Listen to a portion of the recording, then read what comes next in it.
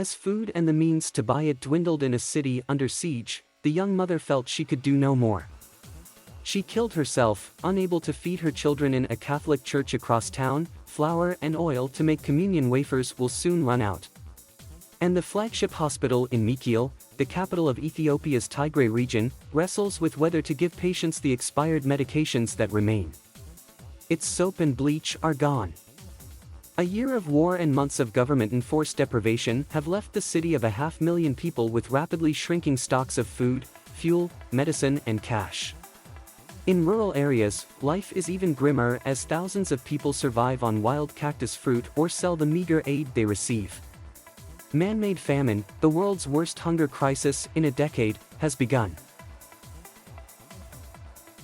Despite the severing of almost all communication with the outside world, the Associated Press drew on a dozen interviews with people inside Mekele, along with internal aid documents, for the most detailed picture yet of life under the Ethiopian government's blockade of the Tigray region's 6 million people. Amid sputtering electricity supplies, Mekele is often lit by candles that many people can't afford. Shops and streets are emptying, and cooking oil and baby formula are running out. People from rural areas and civil servants who have gone unpaid for months have swelled the ranks of beggars. People are thinner. Funeral announcements on the radio have increased. The coming weeks will make or break the situation here, said Menstu Hailun, Vice President for Research at Mekele University, where the mother who killed herself worked. Pleas from the United Nations, the United States, the European Union and African nations for the warring sides to stop the fighting have failed, even as the US threatens new sanctions targeting individuals in Africa's second most populous nation.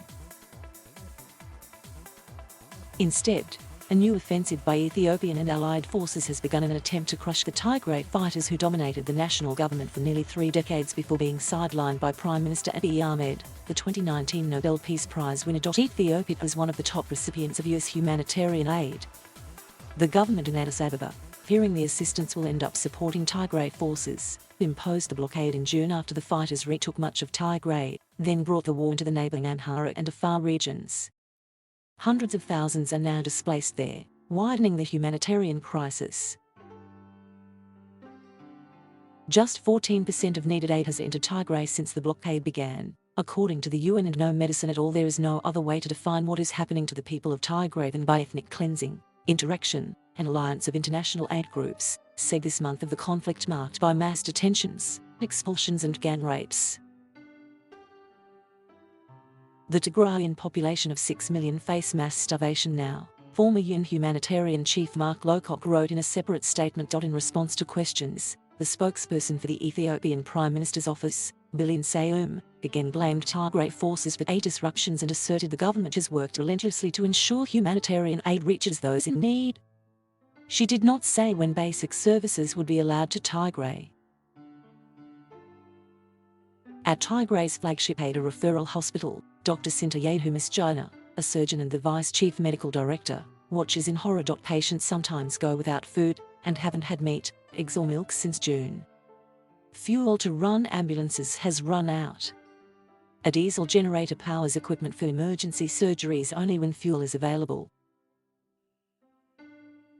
God have mercy for those who come when it's off, he said. No help is in sight. A World Health Organization staffer told Sintayehu there was nothing left to give, even though a warehouse in neighboring Afar was full of life-saving aid. Scores of badly malnourished and ill children have come to the hospital in recent weeks. Not all have survived. There are no drugs, said Myzen Wold, the mother of a 5-year-old patient. Mahara Tesfa despaired for his 4-year-old daughter, who has a brain abscess and is wasting away. It's been 3 months since she came here, he said. She was doing okay, then the medication ceased. She is now taking only oxygen, nothing else.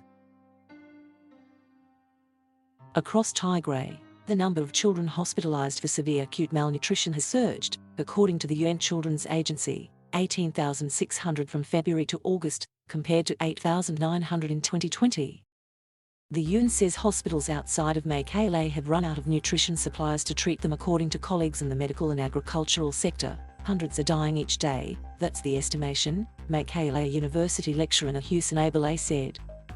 He said one acquaintance died from lack of diabetes medication, and a young relative in the city's outskirts starved to death.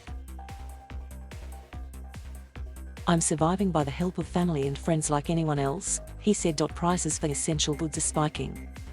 The UN last week said cooking oil in Mekele had shot up more than 400% since June and diesel more than 600%.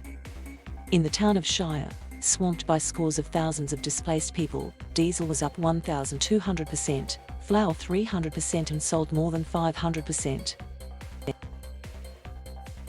The true toll of the deprivation in rural areas of the largely agricultural region is unknown, as the lack of fuel prevents most travel. Most are able to eat at least one meal per day, largely thanks to the availability of cactus fruit, the document said.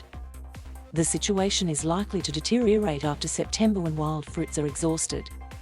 A document from another part of Tigray described too many people to count trying to sell items such as buckets and soap distributed by humanitarian groups. Some people walked straight from the distribution site to the roadside to sell. They have no option as they needed the money to buy food to supplement the inadequate food rations, the document stated, adding the forecast for famine is terrifying. A Catholic priest in Mekele, the Reverend Tombahane, described conditions echoing harsh tales from biblical times.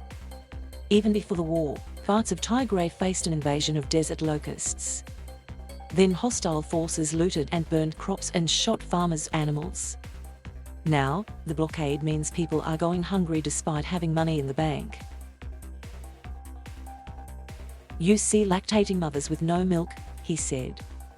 "We see babies dying. I saw myself people eating leaves like goats." While the church struggles to support camps for thousands of displaced people, they are telling us, "Let us go back to our villages, even if there's nothing there.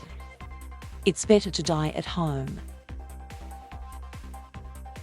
The Catholic bishop in the town of Tigray told him 8 children have died at the hospital there, he said. Thank you for watching. Please subscribe.